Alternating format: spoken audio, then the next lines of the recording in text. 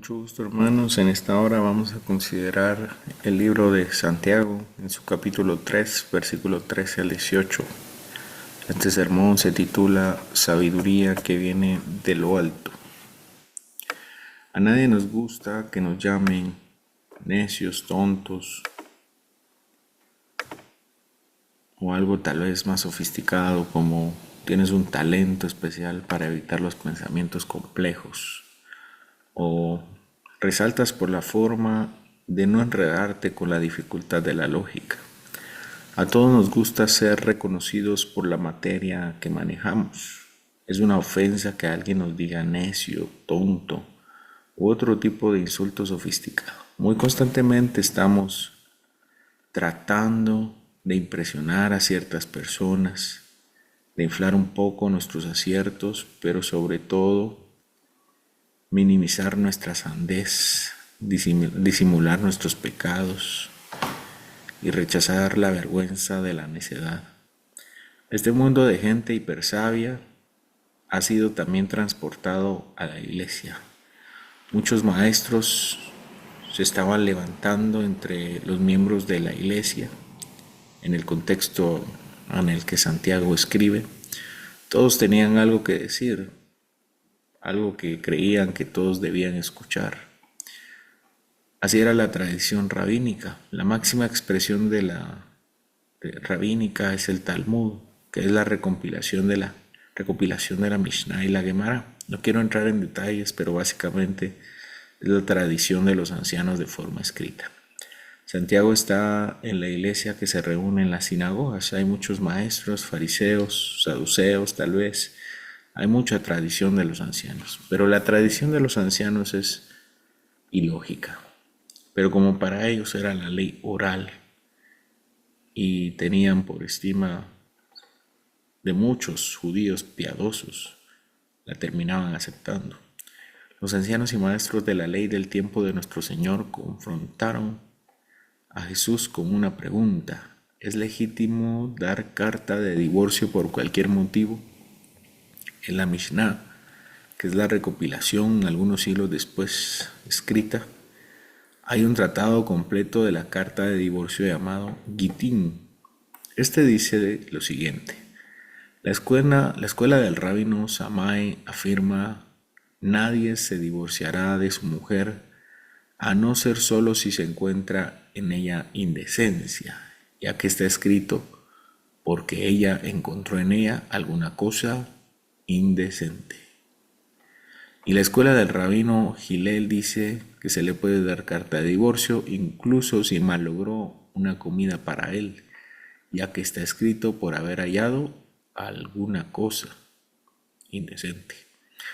Rabino Aquina dice: le puede dar carta de divorcio incluso si encontró a otra más hermosa que ella, ya que está escrito: si no le agradare. Fin de la cita. La Mishnah fue escrita casi un par de siglos después que Santiago viviera, pero la tradición oral que dio paso a la escrita ya estaba en los tiempos de Santiago. Había muchos maestros diciendo cualquier cosa y haciendo interpretaciones improbables, pero nuestro Señor pregunta: ¿qué mandó Moisés? Poco interesado está en saber la interpretación de los rabinos. Nuestro Señor preguntó por el cumplimiento de la ley y más aún por el espíritu de la ley. Los dos serán una sola carne. Su buena teología e interpretación de la Biblia se traducía indefectiblemente en una buena vida. En términos teológicos, la ortodoxia debe ser acompañada de la ortopraxis. La teoría se acompaña de la práctica.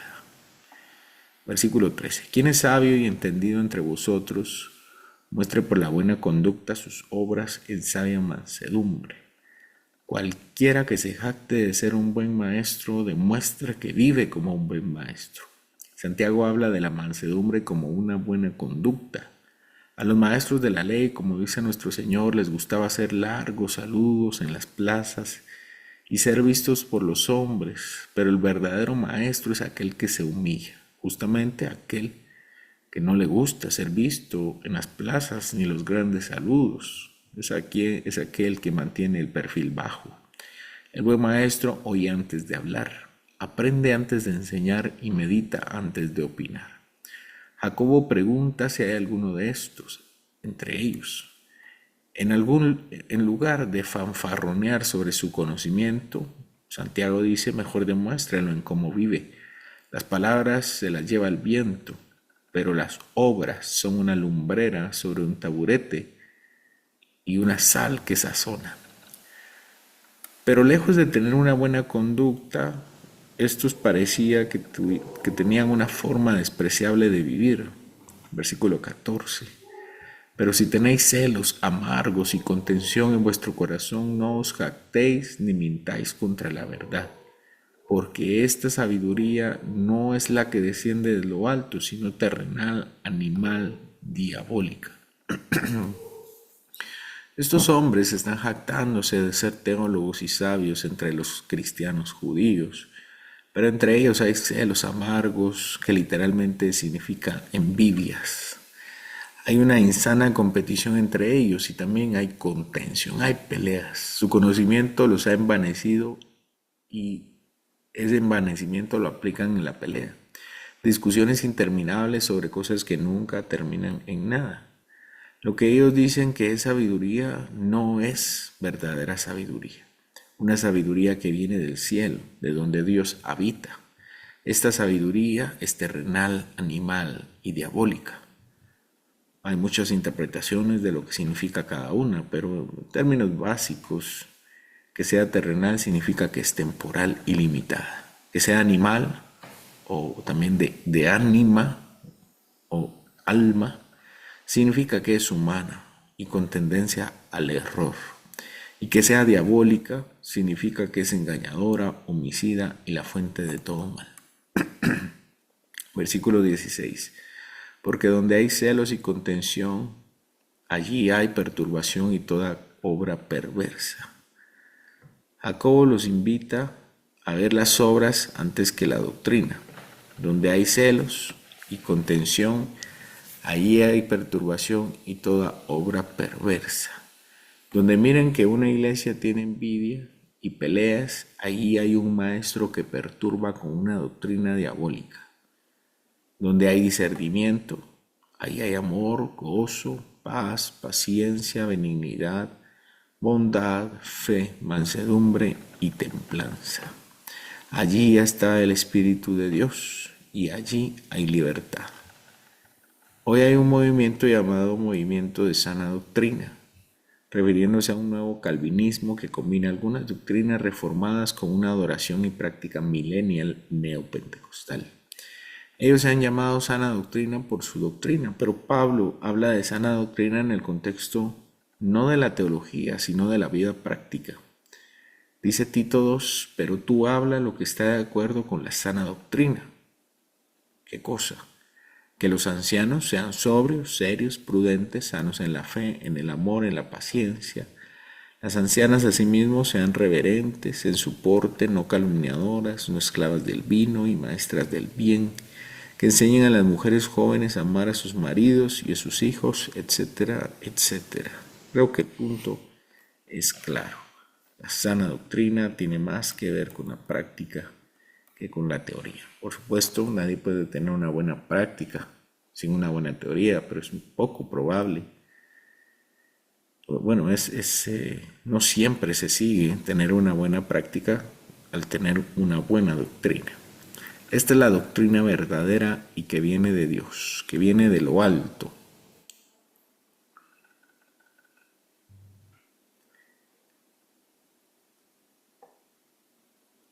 No es una doctrina terrenal, animal, ni mucho menos diabólica. A continuación Jacobo nos presenta la sabiduría no falsificada. Santiago ha calificado la sabiduría humana, pero también la sabiduría que viene de Dios tiene ciertas características, versículo 17. Pero la sabiduría que es de lo alto es primeramente pura, después pacífica, amable, benigna, llena de misericordia y buenos frutos, sin incertidumbre ni hipocresía. Bueno, ¿qué significa que sea pura? La sabiduría de lo alto significa que es inmaculada, libre de intenciones egoístas, En nuestra vida diaria debemos esforzarnos por tomar decisiones que sean honestas y rectas, evitando cualquier motivación que no esté alineada con la verdad de Dios.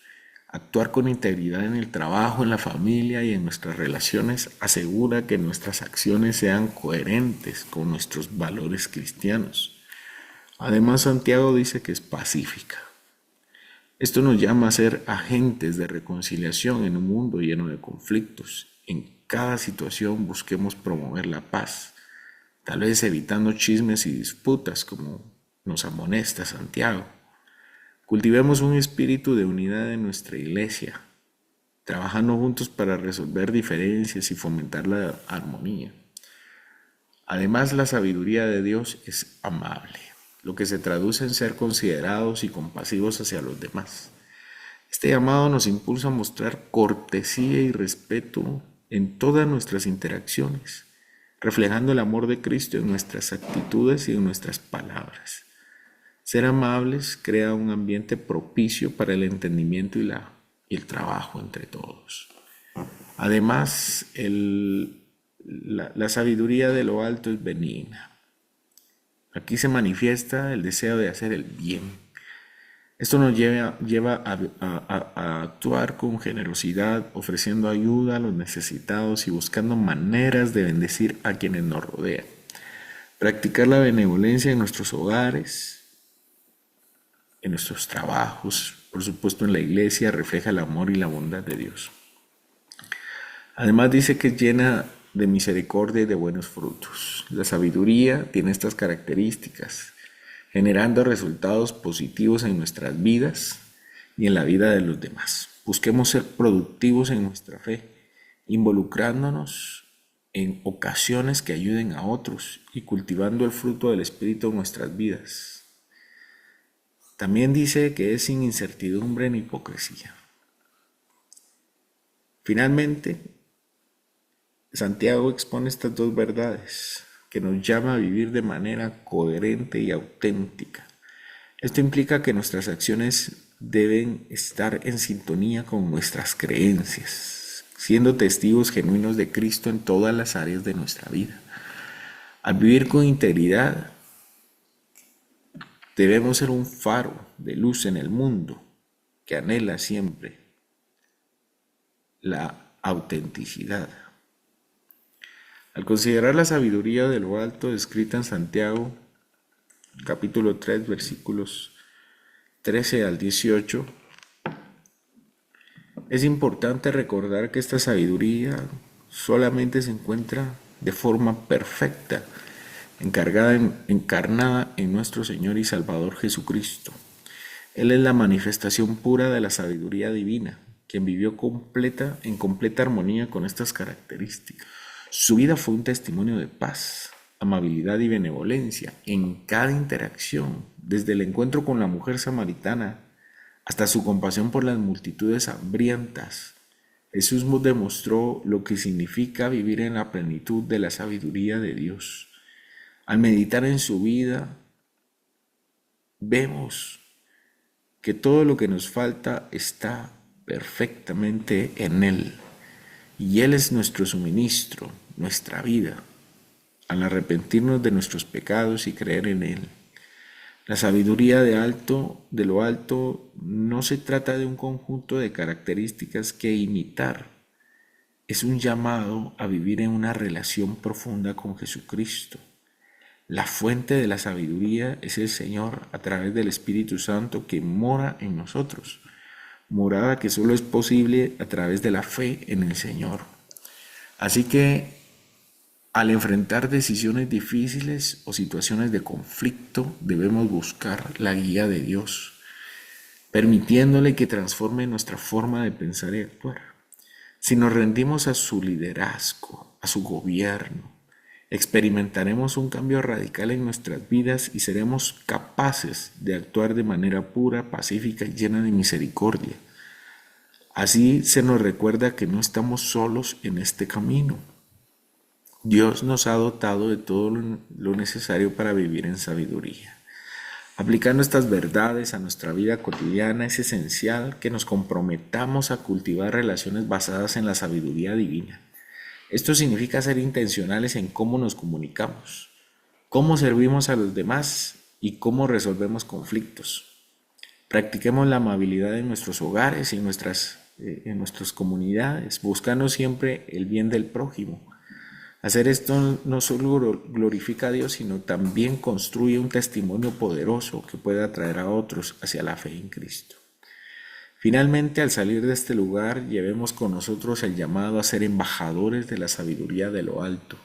En un mundo lleno de confusión, seamos portadores de la paz y la claridad que solo Jesús puede ofrecer. Oremos por la fortaleza para vivir conforme a esta sabiduría y por la oportunidad de compartir el Evangelio con aquellos que nos rodean.